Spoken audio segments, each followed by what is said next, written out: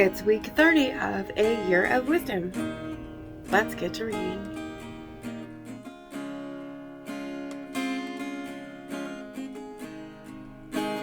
Day 208. Job 37. At this my heart pounds and leaps from its place. Listen carefully to the thunder of his voice, to the rumbling that proceeds from his mouth. Under the whole heaven he lets it go, even his lightning to the far corners of the earth. After that a voice roars. He thunders with an exalted voice, and he does not hold back his lightning bolts when his voice is heard. God thunders with his voice in marvelous ways. He does great things beyond our understanding. For to the snow, he says, fall to the earth, and to the torrential rains, pour down. He causes everyone to stop working so that all people may know his work. The wild animals go to their lairs, and in their dens they remain. A tempest blows out from its chamber, icy cold from the driving winds. The breath of God produces ice, and the breath of the waters freeze solid. He loads the clouds with moisture. He scatters his lightning through the clouds. The clouds go around in circles, wheeling about according to his plans, to carry out all that he commands them over the face of the whole inhabited world. Whether it is for punishment for his land, or whether it is for mercy, he causes it to find its mark. Pay attention to this, Job. Stand still and consider the wonders God works. Do you know how God commands them, how he makes lightning flash in his storm cloud?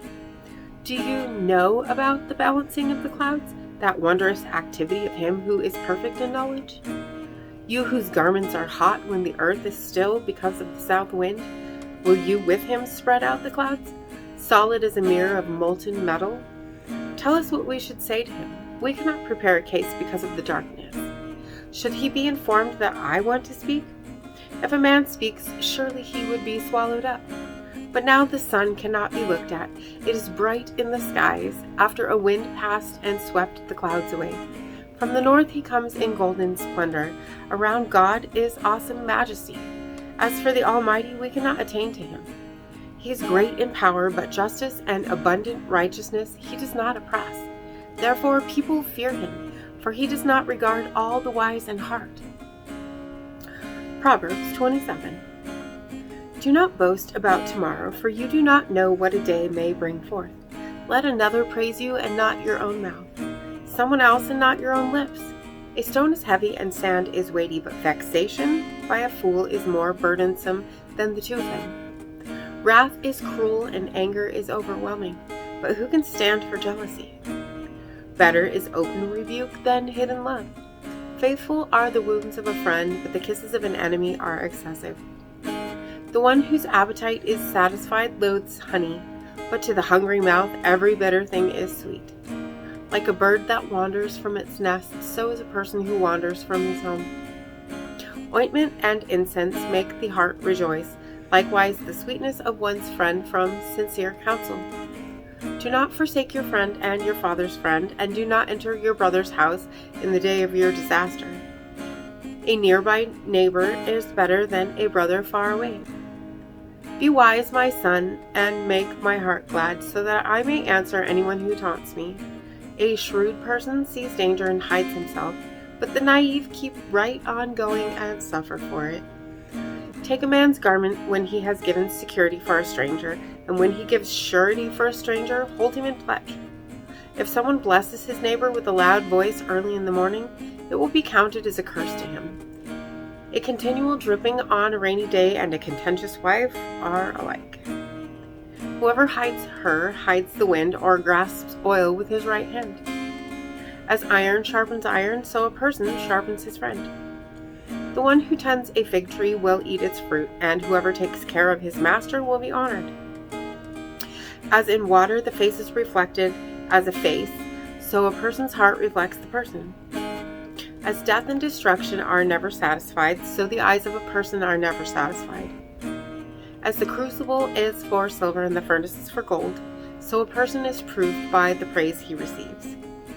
If you should pound the fool in the mortar among the grain with the pestle, his foolishness would not depart from him. Pay careful attention to the condition of your flocks. Give careful attention to your herds.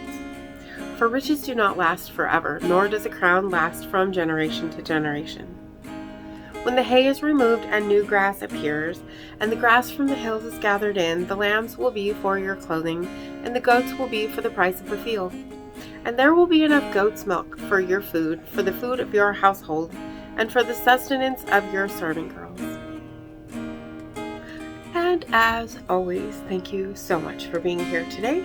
If you haven't already, hit that subscribe right there and click the bell so you can get notifications and know that we have a new video up. And if you wouldn't mind, hit that like button for me. And I will see you tomorrow. Maranatha. Carry me out of the storm. I'm standing at the crossroads. I'm lost without a clue. I need a big pink neon sign to show me what to do. I thank you, Lord. It glorifies you when you're the only answer. I praise you, Lord, for holding what's too much for me.